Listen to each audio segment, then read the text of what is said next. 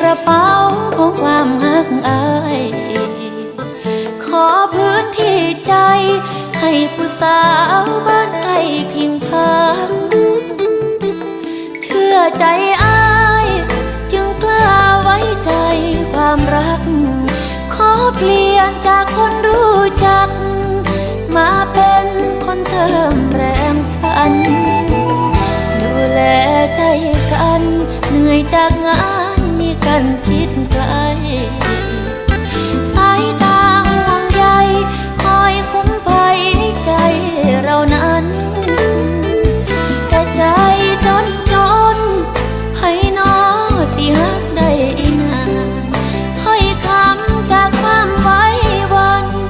จึงยังย้ำอ่อนใจอายถ้าน้องให้ใจขออายอย่าทำให้เจ็บโปรดช่วยเก็บรักเราในที่ปลอดภัยอย่ารับใครอื่นปนเด้ออย่าให้คนแบ่งใจนานแสนนานเท่าใดอายอย่าทำให้ฮักนี้มีน้ำตา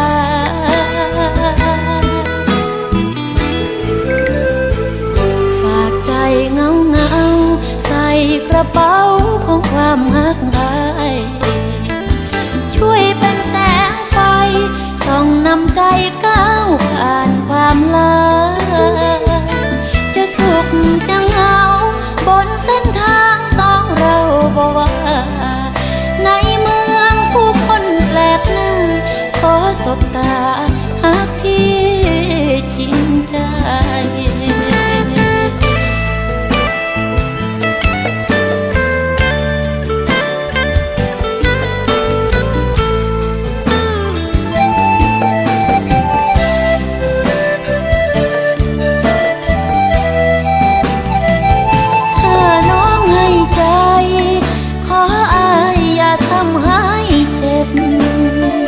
โปรดช่วยเก็บ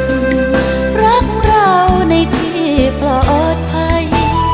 อย่ารับใครอื่นปนเด้ออย่าให้คนแบ่งใจนานแสนนานเท่าใดอายอย่าทำให้ฮักนี้มีน้ำตา